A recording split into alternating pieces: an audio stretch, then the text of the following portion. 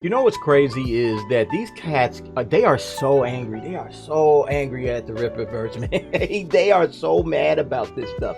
I mean, they even coming after the Lady Rippa herself, right? Like, this is Eric July's wife, the real Lady Rippa. All she says is, remember, friends, just because something is out of your budget does not make it overpriced. Rippaverse, right? Yeah, if you can't afford it, you can't afford it. It's okay. It doesn't mean that it's overpriced. But look how this chick responds, right? Remember, friends, just because 40,100 people spent $50 or more on a 96-page indie comic book doesn't mean they paid 4 times what the average 96-page comic book costs. It means you're poor just because you pointed out that $50 for a 96-page indie comic is a ripoff. Ripoff verse. I'd have so many questions. Like, one, what is it to you? What is it to you? Why do you care to even respond to this? Like, if you think that, you know, people are getting ripped off, or you're doing some kind of like, well, I gotta, you know, do what is it, like Consumer Reports or something? She doing like like she doing like consumer affairs, like, you know, like the BBB or something. She gonna report the Rippaverse or something, like the rip-off report or whatever. Man, chick, if you don't get lost with this nonsense, man. Number one, people know what they're getting. We are completely aware of what it is that we're purchasing, so it's not a rip-off whatsoever. And then number two, this like $50 amount that she's talking about, like $50 is not, this thing don't cost $50. Like, I don't know where she got this $50 number from. The book is $35. Like, she marked this thing up like 40% over what it actually is. Like, you don't have to lie to kick it, chick. You know, just, hey, call it $35. Do some research before you run your mouth.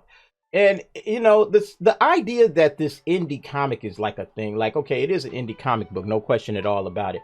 But she's making it sound like, well, you know, $50 for a 96-page indie comic is a ripoff. Well, I don't think it is. Honestly, I don't think it is. I believe you get what you pay for, number one. But I also believe that there's people out here like myself that believe in buying value.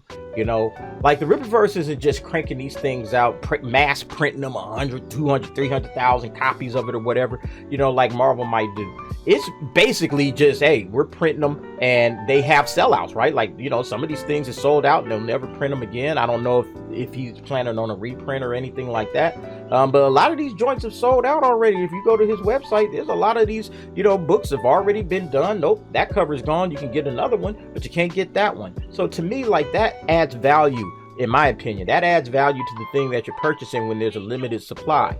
So even $50, even if it was $50, which it isn't, but even if it was, I mean, you know, there's certain things just like, yeah, if it's a limited amount of them, you know, supply and demand, of course, economics, that makes the price value rise, you know. Now, if he comes out here and he prints 400,000-500,000 copies of it, yeah, then the price of that thing will completely come down. But yeah, I mean, just this, you know, this kind of response is just peculiar.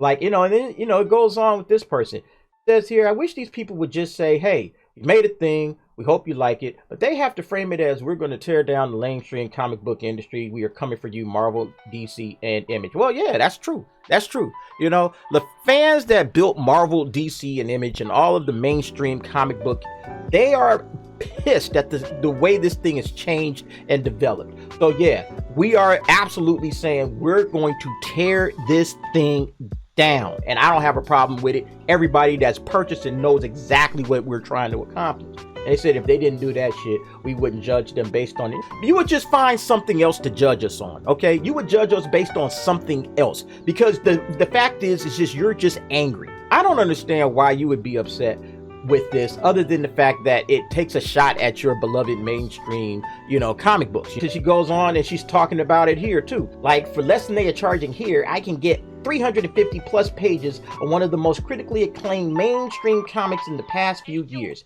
How do they think they can compete with that? But first of all, like critically acclaimed don't mean shit no more. Like, something, saying that word doesn't mean anything whatsoever, right? I mean, back in the day, you could say, oh man, this thing is critically acclaimed, the critics love it, it must be great. Man, critically acclaimed might mean the absolute opposite nowadays, man, because the critics are in on it, right? The critics are in on it. They're pumping the same kind of nonsense out. They champion and clap it up, and oh yeah, this is some fantastic progressive ideology nonsense. Man, nobody wants to see that crap. That's what we standing against. So why would we care what the critics have to say about any comic book at this point? Okay?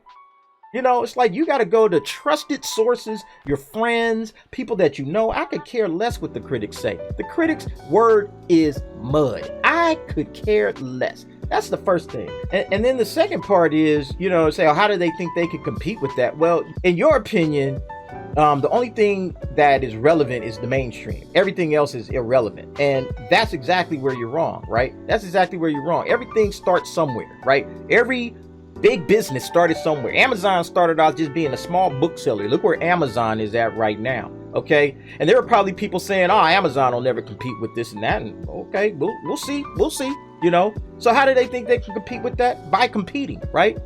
By putting another product out there. This is about consumer choice. You put another product out there and you see what happens, and you see what happens, right? 3.4, what is it at now? Let me check this out real quick. Yeah, look at it at 3.46 million in sales. Yeah, that's competing. That's competing, folks. That's being competitive. Okay, that's being competitive. From my understanding, is beating all current graphic novels being sold at this moment. I mean, that's competitive. What more do you want? You know, like, how do they think they're going to compete? Like this. This is what you're seeing. You see a competition. Okay, and it's only getting started. This is just what, the first like couple of months. Like, imagine, like, and I said this at the very beginning. Like, imagine if this is good, like really good, okay? Where it's like, oh, hell yeah, this is what we've been looking for. Like, everybody's jumping in right now. Obviously, they're excited about it. It's something new. They trust Eric July as a creative person himself, so they trust that this is going to be something special. But imagine if this thing is like rocking the socks off of storytelling, and the story is really dope, and it's just like, oh my God, this is amazing. Imagine what's happening then. And then you come back and you look at this dumb question. Oh, how do they think they can compete with that? Well, now we would have a great story. We got millions of dollars in sales, and we got a great story to boot, and people are banging down the door waiting for that next book. Please, come on. Like, this is how all small businesses, people that said that, oh, how's Netflix going to compete with Blockbuster? Well, you know, it's stuff like that. It's the stupidity, it's the short-sightedness of people that are only attached to mainstream things, right? They only know and they only attach to mainstream things, okay? And when fans like us, you know, the early adopters who joined early, and we said, hey, this is something that I think is going to be really good. I'm in early, you know what I'm saying? I'm going to be one of the first ones to have, because look, I'm going back to this campaign. You know, I mentioned this early, but look how much of this stuff is sold out. You know, sold out. Like all of these sellouts, right? You know, sold out 2000. You can't get it no more. It's gone. Okay. Like all of these various sellouts, right? Like, this stuff is going to be like, you know, hey, there's only so much of this. There's only so many copies of this, or only so many copies of that you can get. You know, everybody that's buying it, they're getting it in on the ground floor. Okay. And maybe these things might be worth hundreds or even thousands of dollars one day. But right now, people are just excited to get something that's going to be different, going to be brand new. And, you know, I don't understand the concept of, oh, how are they going to compete? All of this damn shit sold out. You mean tell me you don't think this is competing? Man, get out of here, man. Because, again, this is something that just started. It's only a couple of months old. All right. 2 months ago, all of this little stuff, all of this crap wasn't here. All right. 2 months later, it's selling out like hotcakes. But, you know, again, that's why you say, you know, when you look at these cats over here and they're saying how they can compete with that. And then they're, oh, look, you know, it's $28 for this little Immortal Hulk omnibus, you know, and there's nothing wrong with shopping out of the bargain bin. Nothing wrong with getting stuff off the clearance rack, folks.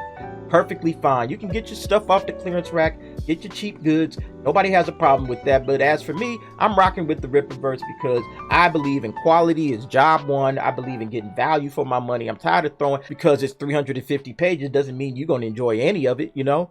But I want to put my money towards something that I believe in right off the bat. And that's what the Rippaverse is all about. But anyway, folks, what do you think about this whole concept? These little mad little Twitter haters just cracks me up, man. I used to never look at Twitter because I didn't know what was on it. Now I just see like, man, this thing is just a cesspool of vile hatred. And, you know, it's just sad. But go ahead, leave me your thoughts, your opinions down in the comments below. And thanks for watching.